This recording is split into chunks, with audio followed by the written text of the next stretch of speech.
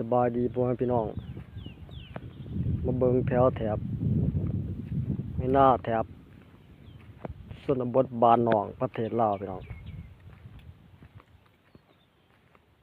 มีงัวมีควายนำพี่น้องนี่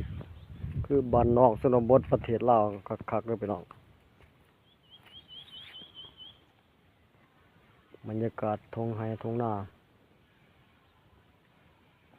แถบชนบทบ้านนอก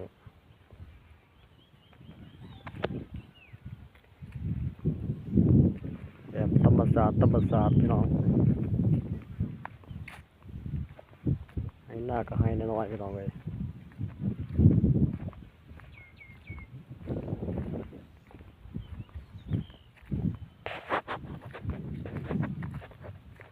มะม่วงก็มีเด้อพี่น้องเด้อมะม่วง